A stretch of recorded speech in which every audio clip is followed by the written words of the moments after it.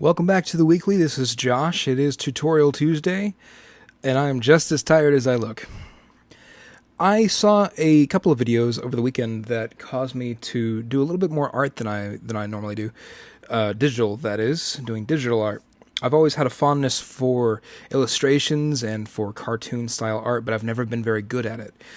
Using some of the tutorials that I have found, I was able to create something pretty quickly that I was very impressed with, even though I did it. I'm going to try to relate what I found in as user-friendly a way as I can.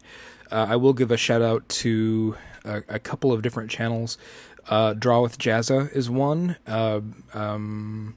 Box Office Artist, I think, is another. And I will link to some of their tutorials, which are probably going to be almost exactly the same as what I'm doing. You'll just get to watch me do something very slightly different than they did. And I'm going to also try to screen capture it and hope that it doesn't turn out awful. To start off, I'm going to show you what I did yesterday. Essentially, the idea is if you can draw a stick figure, you can take that, enlarge it, and cause it to be something a little bit bigger. So I drew it at about this size. Then I scaled it up and drew in some basic forms that I kind of wanted to see in it. I then took that and did the line art on top of it, which is essentially tracing, and I came up with this sort of cartoony looking robot. I'm really actually super proud of this for the fact that there was not a whole lot of effort that went into it. So I'm going to try to do a similar thing just to show you that it's not terribly difficult to do and give you a better understanding of what I mean by starting with a stick figure and then scaling up. So let's go ahead and do that. I'm going to make a new image here.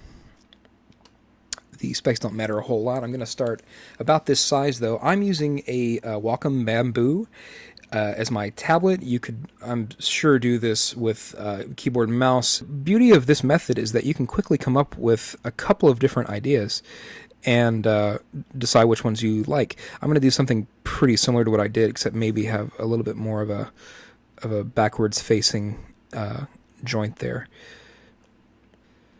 So there's that. If I don't like this idea, the glory of this entire thing is that I can move on. And it was so easy to draw a concept. So maybe I want to do something that has kind of a rounder head, you know, just almost like an egg-shaped thing.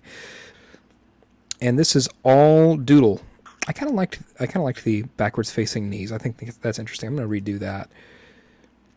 And that's another thing. If you like one part of what you're doing, add it again. This is merely a stick figure. What else could I change on that, though? Let's say I don't want to use legs at all. Let's say I want to use a very similar kind of body, well, kind of like an ice cream cone thing going on here, and I don't want to use legs at all. I want to use like a tank tread. This is pretty blocky. I'm not enjoying this as much as I thought I might. So right now I'm looking at this guy and thinking this is the most fun that I'm having so far. So now that I've got my idea, I can move on and I can enlarge this and use it as my construction lines.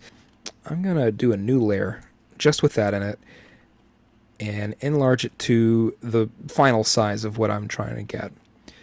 To start off, I just want to refine what I've already drawn, just fill in some of the blank areas. This really is almost a discovery process. I've drawn out something that has an interesting silhouette, and I'm going to see what I can do to make it look like it would work. One easy way to start making changes is you're still using a silhouette, so you can actually draw on it with white and get kind of an idea of the shape. So I'm gonna say this is a ball here. This goes up and it goes all the way around. So I'm going to speed up the drawing process at this point. I'm not going to be narrating this part. This is just going to be discovery. It's going to be what do I see in this that I can make, and I'll catch back up to you in just a second.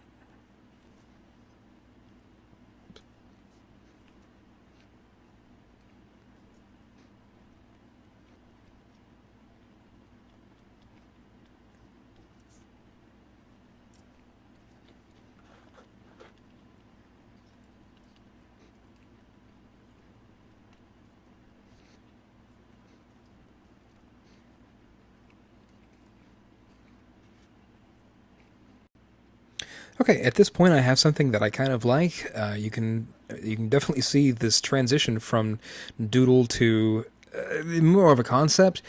it wasn't terribly difficult to do, and there's not a whole lot of detail that I've put in. I had the construction already, the silhouette already, and all I had to do was add some contrast to make it look like it was something that had some form to it.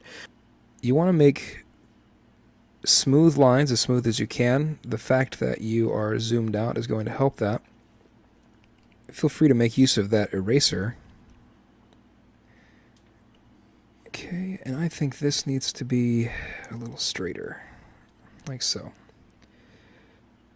And hey, this is Photoshop. If you find that you need to use some ellipses with the ellipse tool, and it's easier, go do it.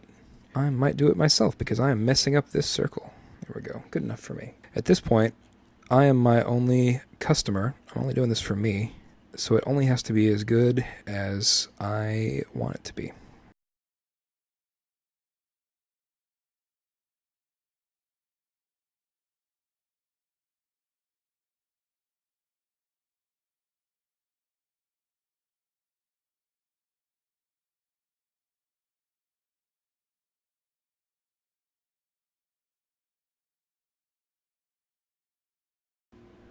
Okay, I've cleaned up my lines a little bit, making ample use of the eraser.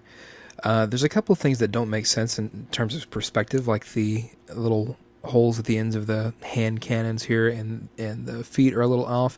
I'm not going to spend a whole lot of time worrying about that right now. This is just for show. My next step is to give an idea of shading and where that's going to take place. To do that, I am going to do a new layer, and I'm actually going to do it underneath this. Where I can just draw some shading on the right points. It's going to be outside, but I can fix that later. And then after that, we'll go into some coloring.